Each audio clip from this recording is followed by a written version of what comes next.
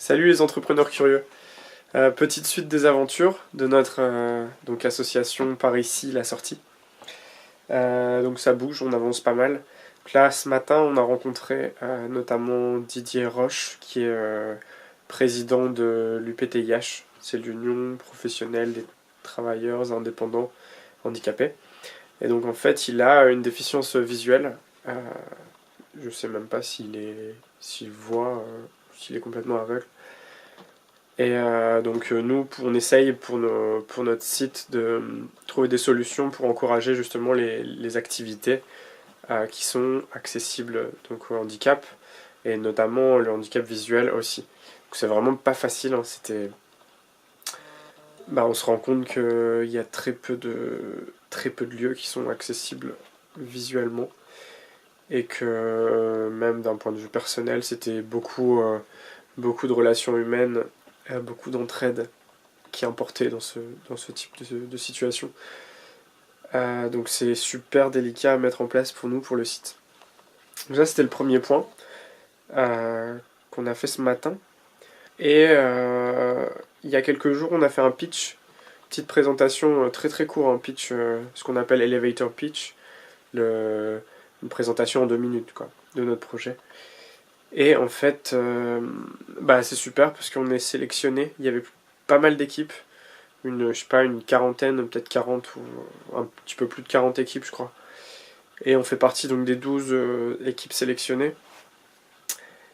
Et je suis assez content parce qu'en fait, les équipes sélectionnées, on va pouvoir aller visiter Station F.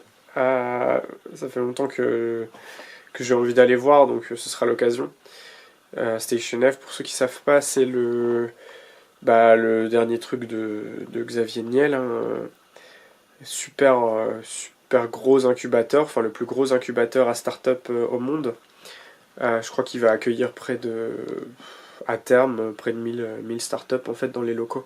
C'est au Halles, à Paris, centre de Paris. Donc voilà, donc ça va être Station F, ça va être déjà un truc de dingue. Et puis donc là, nous, ça nous permet un petit peu de visiter vite fait les locaux. Et en plus, c'est Xavier Niel qui montre, qui va sûrement nous faire la présentation. Enfin, je sais pas exactement. Voilà, et puis surtout, là on est parmi les 12 et on va repitcher bientôt. Il doit y avoir des gens qui sont assez chauds hein, sur les pitchs finaux. Mais si on arrivait à être parmi les 3 premiers, ça nous donnerait pas mal de visibilité. Et en ce moment, c'est un peu ce qu'on cherche, hein. C'est un peu ce dont on a besoin. On est en grosse communication. On va arriver à une version, on est toujours sur notre version bêta hein, de notre site internet.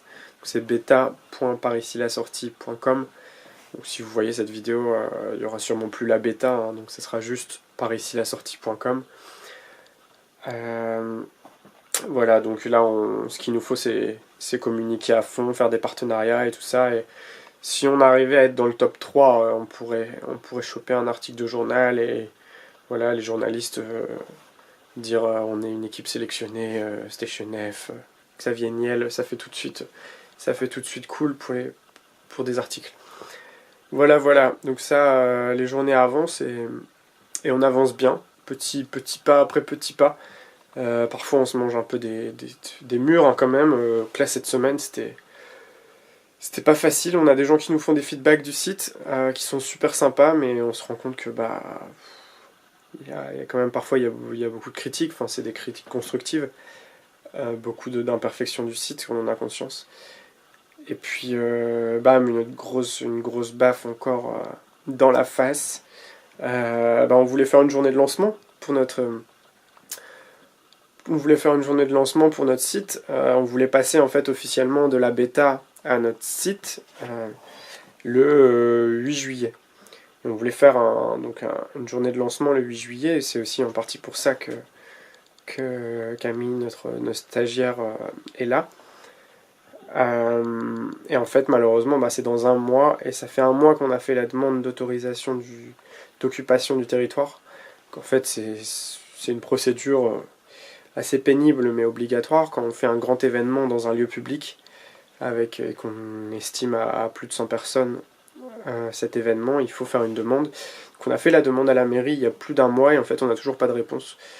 Et donc là, notre événement, il est dans un mois et bah, c'est super galère en fait parce que on peut pas s'engager, inviter des gens, faire des, faire vraiment passer du temps, vraiment et de l'énergie et puis faire des investissements payés pour des ressources, payés pour un vigile sans être même sûr qu'on a l'autorisation d'occupation du territoire.